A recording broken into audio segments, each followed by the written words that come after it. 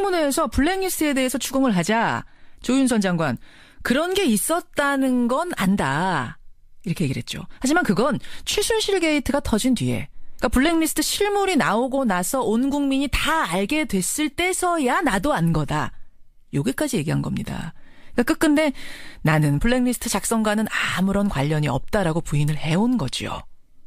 그런데 놀랍게도 특검에서 자백을 했답니다. 김기춘 전 비서실장의 지시로 블랙리스트를 작성했다. 이렇게요. 예, 오늘 아침 CBS의 단독 보도입니다. CBS 특별취재팀 김현지 기자 연결을 해보죠. 김현지 기자 나와 있습니까? 네. 네, 나와 있습니다. 그러니까 이게 지금 주변인 진술이 아니라 조윤선 장관 본인의 진술을 특검이 확보한 겁니까? 네, 그렇습니다. 이 특검팀이 조윤선 장관으로부터 자백에 가까운 진술을 받아낸 걸로 취재 결과 확인이 됐습니다. 뭐라고 한 거예요? 그러니까 청와대 정무수석 시절에 김기춘 비서실장이 블랙리스트를 작성하라고 시켰고 예. 난 그래서 그 지시 따랐을 뿐이다. 이렇게 진술을 했다는 건데요. 예. 이 김기춘 실장 하면 다 아시다시피 청와대 2인자, 대통령의 그림자, 왕 실장, 이 별명만 해도 카리스마가 엄청납니다. 그렇죠. 나이 차이도 거의 아버지 뻘이거든요. 예. 이런 왕 실장이 시켰는데 내가 말 안 들을 수 있겠냐. 어쩔 수 없었다는 식으로 실토한 걸로 보입니다. 근데 그동안은 검찰 조사든 청문회든 언론과의 인터뷰에서든 완전히 모르쇠 아니었습니까? 예, 완전히 잡아댔죠. 본 적도 없고 그런 거 없었고, 그렇죠. 무조건 모르쇠로 일관했습니다. 예. 그러다 지난 9일이죠. 청문회에서 국민의당 이용주 의원이 18번 질문 끝에 그런 게 있었던 것 같다면서 일부 인정하는 태도를 보였거든요. 있었던 것 같다라고 했지만 그것도 새해 들어서 알았다 그랬고, 온 국민이 다 알았을 때 그때야 나도 알았다 이거 아니었습니까? 네, 그렇습니다. 예. 하지만 또 이 사흘 전에 특검에 조윤선 장관이 출석했어요. 예. 이때도 기자들이 블랙리스트 있냐 아직도 모르냐 질문이 쏟아졌지만 조 장관은 다시 예전처럼 부인하는 태도를 보이다 딱 한마디 남겼습니다. 뭐라고요? 진실이 밝혀지길 바랍니다. 그리고 21시간 동안 조사받으면서 결국 본인이 진실을 밝힌 셈이 됐습니다. 그렇게 되는 거군요. 아니 어떻게 모르쇠로 일관하던 정말 눈 하나 깜빡하지 않고 일관하던 조윤선 장관의 입이 풀린 걸까요? 이 조윤선 하면 여대생이 닮고 싶은 워너비 우먼 이런 데에 늘 꼽혔던 인물이에요. 예. 스펙 화려합니다. 서울대 외교학과 나와서 콜롬비아 로스쿨에 사시도 붙고요. 국내 최대 로펌 변호사를 하다가 한나라당 대변인도 했어요. 그렇죠. 이 중에 하나 하기도 힘든데 다 했습니다. 외모도 훌륭하고 또 남편은 스타 변호사고요. 예. 박근혜 정권에서도 여가부 장관하고 정무수석에 지금 문체부 장관입니다. 예. 이렇게 승승장구하면서 일명 박근혜 여자로 불렸죠. 그러다 지금 하루아침에 국정농단 핵심인 박근혜 대통령과 공범이 됐습니다. 그렇죠. 쇠고랑 찰 위기에 놓인 거죠. 아마 머릿속이 정말 복잡할 겁니다. 이런 신경이 결국 청문회에서 드러났는데 이 이용주 장관의 집요한 질문 끝에 결국 인정을 한 거잖아요. 일부지만요. 예. 이게 결국 흔들린 거고 이걸 특검에서 또 절대 놓치지 않은 겁니다. 심리적으로 흔들렸군요. 심리적으로. 예, 사실 이용주 그렇죠. 의원이 18번 물을 때도 심리적으로 흔들리는 걸 내가 느끼고 계속 물었다라고 저한테 얘기를 했어요. 이용주 의원이. 네, 그렇죠. 특검에서도. 이게 우병우 전 수석이나 김기춘 전 실장에게는 없던 그 빈틈이 조 장관한테는 결국 보인 거고 이걸 특검이 캐치를 했고 그래서 조사에서 집중 공략을 한 것으로 보입니다. 그렇군요. 본인의 명예나 자존심 또 가족 이 모든 게 한순간에 날아갈 것이라는 우려와 압박을 느껴서 나는 시켜서 했을 뿐이다. 이제 이 책임을 모면하려는 그 카드로 김기춘 실장에게 공을 넘긴 게 아니냐 그런 분석입니다. 자, 그렇군요. 여러분 조윤선 장관이 자백을 했답니다. 특검에서 자백을 했답니다. 김기춘이 시켜서 나는 블랙리스트를 작성한 것뿐이다. 이렇게 이 사실을 오늘 아침에 단독 보도한 김현지 기자 먼저 연결해봤습니다. 김현지 기자 수고하셨습니다. 네, 감사합니다. CBS 특별취재팀 김현지 기자의 보도에 이어서 이 블랙리스트의 존재를 세상에 처음 알린 분이 있죠. 더불어민주당 도종환 의원 연결해보겠습니다. 도 의원님 안녕하세요. 네, 안녕하세요. 이 뉴스 오늘 아침 보도 들으셨죠? 조윤선 장관 김기춘이 지시하고 내가 만들었다라고 특검에서 시인을 했답니다. 네. 어떻게 들으셨어요? 당연히 자백을 먼저 했어야 되는데 그리고 온 국민이 다 알고 있는데 본인만 아니라고 부인하다가 이제라도 자백을 하고 시인을 해서 다행입니다. 그러게요. 다행입니다. 참 이 진실 이거 하나 밝히자고 얼마나 우리가 기다리고 얼마나 애썼습니까? 그렇습니다.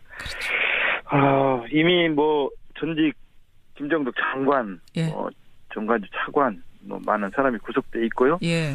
또 전직 차관들 줄줄이 불려가 수사 받았고 실장들 핸드폰 다 압수 당했고. 예. 또 문안부도 2번이나 압수 당하는 과정이 있었고 특검이 이미 조사 시작하기 전부터 대외비 문건을 비롯한 많은 증거들을 확보하고 있었습니다.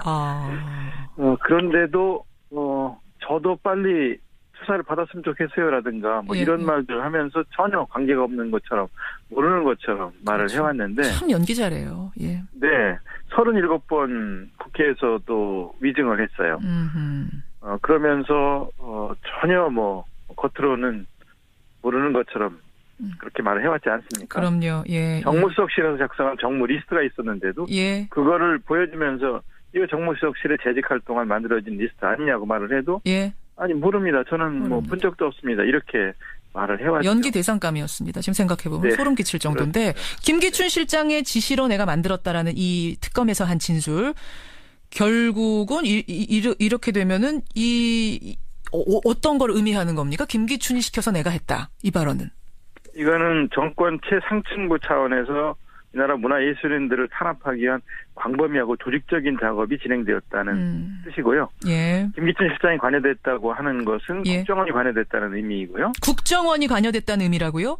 네. 왜 그게 그렇게 연결이 됩니까?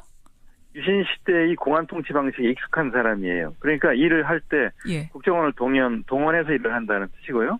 또 조윤선 장관이 이 지시를 받아서 브렉시트 작성을 했다는 것은 청와대가 동원됐다는 뜻 아닙니까? 그렇죠. 국정원과 청와대가 문화 공안 통치를 직접적으로 나서서 했다는 뜻입니다. 그렇게 그러면 김기춘의 윗선은 존재하는가? 존재한다면 누군가 이제 그 부분의 수사에 초점이 옮겨질 텐데 어떻게 보세요? 네. 당연히 박 대통령 개입으로 연결된다고 봅니다. 유진용 전 장관도 지난번에 그렇게 말했지 않습니까? 면담을 요구해서 이러시면 안 됩니다. 라고 말을 한 적이 있다. 2번이나 예. 그렇게 말을 했고요. 또 박 대통령이 세월호 관련해서는 아주 신경질적인 반응을 이제 보였고 예. 또 최순실도 알레르기 반응을 보였고 예. 금요일엔 돌아오렴 이런 책들 눈먼 자들의 국가 이런 책들을 낸 창비나 문학동네에 대해서 제재와 관련된 발언을 한 것 이런 것들이 증언이 있기 때문에 예. 박 대통령이 연결된 것이다 이렇게 보게 되겠습니다. 김기춘의 지시였다라는 것까지는 이제 자백이 나왔고 결국은 그 윗선까지 연결되는 거 아니냐라는 도종환 의원의 생각. 그러면 결국 이 블랙리스트도 최순실까지 연결된다고도 보세요?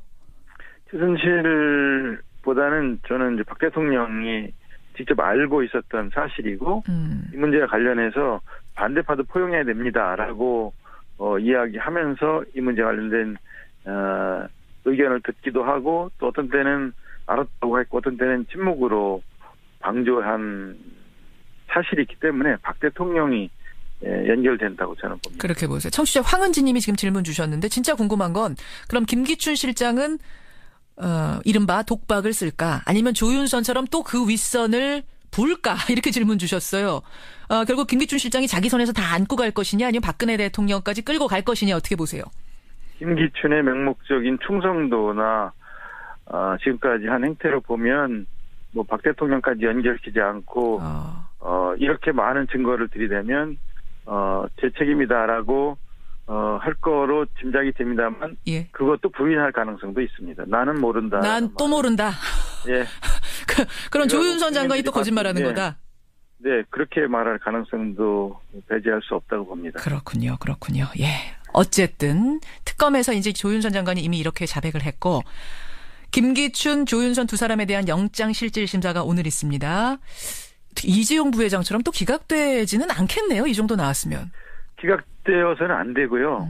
직권남용의 명백한 물증들이 있고 수많은 사람들이 증언이 있고 그 지시를 받아서 일을 행한 사람들이 있고 또 조윤선 장관까지도 김기춘 실장의 지시였다고 말을 하고 있기 때문에 예. 법적 책임을 지는 건 당연하다고 봅니다. 당연하다고. 국회 위증죄도 여기 추가되겠는데요. 위증을 워낙 많이 해서. 당연합니다. 위증죄로 이미 이제 고발이 된 상태이고 또 김기춘 실장이 청문회 나와가지고서 모릅니다의 연속으로 답변했지만 이 모든 책임을 다 져야 된다고 생각합니다. 직권남용, 권리행사 방해죄, 상자의 자유, 표현의 자유를 침해한 헌법 위반의 죄들을 다 책임져야 된다고 생각합니다. 지금 청취자 한 분이 질문 주셨어요. 마지막 질문으로 이걸로 하겠습니다. 이렇게 똑똑하다는 분들이 대한민국에서 정말 내노라는 학교 다니고 최고 위층까지 갔던 이런 사람들이 왜 국정농단의 한 축으로 기능을 했을까? 시키는 대로 왜 했을까? 왜 했을까요? 이 사람들은 위만 쳐다보는 사람들이고요. 자기를 임용한 사람들에 대한 충성만 생각하는 사람들인데 공직자라는 게 국민에게 봉사하는 일을 하는 사람들이거든요. 물론이죠. 시키는 대로만 하는 사람은 똑똑한 사람이 아닙니다. 아무리 머리가 좋아도 내가 어떻게 있는 자리에서 있는 권한을 가지고 있는 동안 국민을 위해서 무엇을 할 것인가를 생각했어야지 진정으로 현명한 것이죠. 정의로운 적은 없고 그리고 시키는 대로만 한 사람들은 똑똑한 사람이라고 볼 수 없습니다. 이런 사람들이 그동안 다 나라를 망쳐왔던 사람. 네, 나왔습니다. 그러니까 이게 지금 주변인 진술이 아니라 조윤선 장관 본인의 진술을 특검이 확보한 겁니까? 네, 그렇습니다. 이 특검팀이 조윤선 장관으로부터 자백에 가까운 진술을 받아낸 걸로 취재 결과 확인이 됐습니다. 뭐라고 한 거예요? 그러니까 청와대 정무수석 시절에 김기춘 비서실장이 블랙리스트를 작성하라고 시켰고 난 그래서 그 지시 따랐을 뿐이다. 이렇게 진술을 했다는 건데요. 이 김기춘 실장 하면 다 아시다시피 청와대 2인자, 대통령의 그림자, 왕 실장, 이 별명만 해도 카리스마가 엄청납니다. 그렇죠. 나이 차이도 거의 아버지 뻘이거든요. 이런 왕 실장이 시켰는데 내가 말 안 들을 수 있겠냐. 어쩔 수 없었다는 식으로 실토한 걸로 보입니다. 근데 그동안은 검찰 조사든 청문회든 언론과의 인터뷰에서든 완전히 모르쇠 아니었습니까? 완전히 잡아댔죠. 본 적도 없고 그런 거 없었고 무조건 모르쇠로 일관했습니다. 그러다 지난 9일이죠. 청문회에서 국민의당 이용주 의원이 18번 질문 끝에 그런 게 있었던 것 같다면서 일부 인정하는 태도를 보였거든요. 있었던 것 같다라고 했지만 그것도 새해 들어서 알았다 그랬고 온 국민이 다 알았을 때 그때야 나도 알았다 이거 아니었습니까? 네, 합니다. 서울대 외교학과 나와서 콜롬비아 로스쿨에 사시도 붙고요. 국내 최대 로펌 변호사를 하다가 한나라당 대변인도 했어요. 그렇죠. 이 중에 하나 하기도 힘든데 다 했습니다. 외모도 훌륭하고 또 남편은 스타 변호사고요. 박근혜 정권에서도 여가부 장관하고 정무수석에 지금 문체부 장관입니다. 이렇게 승승장구하면서 일명 박근혜 여자로 불렸죠. 그러다 지금 하루아침에 국정농단 핵심인 박근혜 대통령과 공범이 됐습니다. 그렇죠. 쇠고랑 찰 위기에 놓인 거죠. 아마 머릿속이 정말 복잡할 겁니다. 이런 신경이 결국 청문회에서 드러났는데 이 이용주 청문회에서 블랙리스트에 대해서 추궁을 하자 조윤선 장관 그런 게 있었다는 건 안다. 이렇게 얘기를 했죠. 하지만 그건 최순실 게이트가 터진 뒤에 그러니까 블랙리스트 실물이 나오고 나서 온 국민이 다 알게 됐을 때서야 나도 안 거다. 여기까지 얘기한 겁니다. 그러니까 끝끝내 나는 블랙리스트 작성과는 아무런 관련이 없다라고 부인을 해온 거죠. 그런데 놀랍게도 특검에서 자백을 했답니다. 김기춘 전 비서실장의 지시로 블랙리스트를 작성했다. 이렇게요. 오늘 아침 CBS의 단독 보도입니다. CBS 특별취재팀 김현지 기자 연결을 해보죠. 김현지 기자 나와 있습니까? 네, 그렇습니다. 하지만 또 이 사흘 전에 특검에 조윤선 장관이 출석했어요. 이때도 기자들이 블랙리스트 있냐 아직도 모르냐 질문이 쏟아졌지만 조 장관은 다시 예전처럼 부인하는 태도를 보이다 딱 한마디 남겼습니다. 뭐라고요? 진실이 밝혀지길 바랍니다. 그리고 21시간 동안 조사받으면서 결국 본인이 진실을 밝힌 셈이 됐습니다. 그렇게 되는 거군요. 아니 어떻게 모르쇠로 일관하던 정말 눈 하나 깜빡하지 않고 일관하던 조윤선 장관의 입이 풀린 걸까요? 이 조윤선 하면 여대생이 닮고 싶은 워너비 우먼 이런 데에 늘 꼽혔던 인물이에요. 스펙 지시 따랐을 뿐이다. 이렇게 진술을 했다는 건데요. 이 김기춘 실장 하면 다 아시다시피 청와대 2인자, 대통령의 그림자, 뭐 왕 실장, 이 별명만 해도 카리스마가 엄청납니다. 그렇죠. 나이 차이도 거의 아버지 뻘이거든요. 예. 이런 왕 실장이 시켰는데 내가 말 안 들을 수 있겠냐. 어쩔 수 없었다는 식으로 실토한 걸로 보입니다. 근데 그동안은 검찰 조사든 청문회든 언론과의 뭐 인터뷰에서든 완전히 모르쇠 아니었습니까?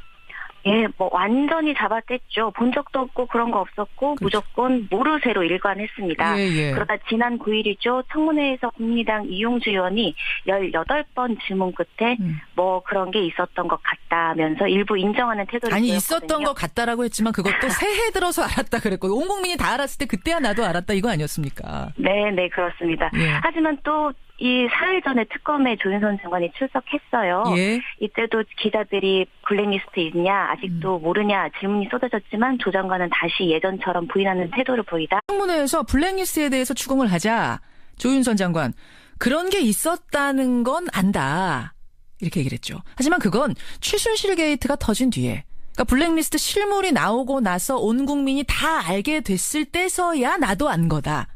여기까지 얘기한 겁니다. 그러니까 끝끝내 나는 블랙리스트 작성과는 아무런 관련이 없다라고 부인을 해온 거죠. 그런데 놀랍게도 특검에서 자백을 했답니다. 김기춘 전 비서실장의 지시로 블랙리스트를 작성했다. 이렇게요. 예, 오늘 아침 CBS의 단독 보도입니다. CBS 특별취재팀 김현지 기자 연결을 해보죠. 김현지 기자 나와 있습니까? 네, 나와 있습니다. 그러니까 이게 지금 주변인 진술이 아니라 조윤선 장관 본인의 진술을 특검이 확보한 겁니까? 네, 그렇습니다.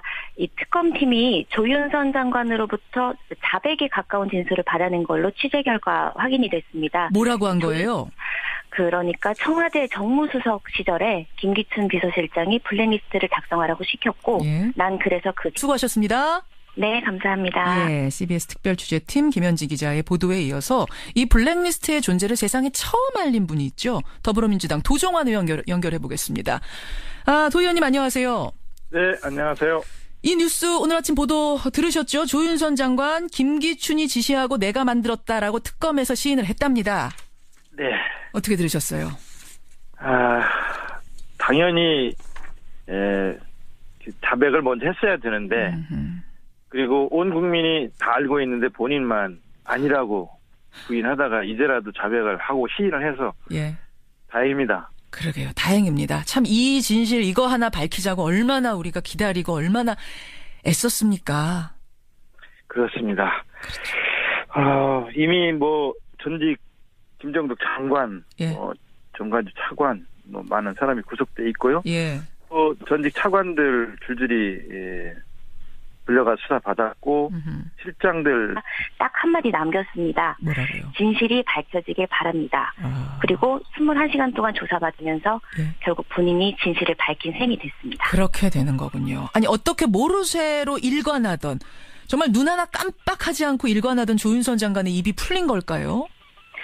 예, 조윤선 하면 여대생이 닮고 싶은 워너비 우먼 이런 데에 늘 꼽혔던 인물이에요. 스펙 화려합니다. 서울대 외교학과 나와서 콜롬비아 로스쿨에 사시도 붙고요. 국내 최대 로펌 변호사를 하다가 한나라당 대변인도 했어요. 그렇죠. 이 중에 하나 하기도 힘든데 다 했습니다. 외모도 훌륭하고 또 남편은 스타 변호사고요. 박근혜 정권에서도 여가부 장관하고 정무수석에 지금 문체부 장관입니다. 이렇게 승승장구하면서 일명 박근혜 여자로 불렸죠. 그러다 지금 하루아침에 국정농단 핵심인 박근혜 대통령과 공범이 됐습니다. 그렇죠. 최고랑 차례 위기에 놓인 거죠. 아마 머릿속이 정말 복잡할 겁니다. 이런 신경이 결국 청문회에서 드러났는데 이 이용주 장관의 집요한 질문 끝에 결국 인정을 한 거잖아요. 일부지만요. 이게 결국 흔들린 거고 이걸 특검에서 또 절대 놓치지 않은 겁니다. 심리적으로 흔들렸군요. 심리적으로. 사실 이용주 의원이 18번 물을 때도 심리적으로 흔들리는 걸 내가 느끼고 계속 물었다라고 저한테 얘기를 했어요. 이용주 의원이. 네네. 그렇죠. 이게 우병우 전 수석이나 김기춘 전 실장에게는 없던 그 빈틈이 조 장관한테는 결국 보인 거고 이걸 특검이 캐치를 했고 그래서 조사에서 집중 공략을 한 것으로 보입니다. 본인의 명예나 자존심 또 가족 이 모든 게 한순간에 날아갈 날아갈 것이라는 우려와 압박을 느껴서 나는 시켜서 했을 뿐이다. 이제 이 책임을 모면하려는 그 카드로 김기춘 실장에게 공을 넘긴 게 아니냐 그런 분석입니다. 자, 그렇군요. 여러분, 조윤선 장관이 자백을 했답니다. 특검에서 자백을 했답니다. 김기춘이 시켜서 나는 블랙리스트를 작성한 것뿐이다. 이렇게 이 사실을 오늘 아침에 단독 보도한 김현지 기자 먼저 연결해봤습니다. 김현지 기자.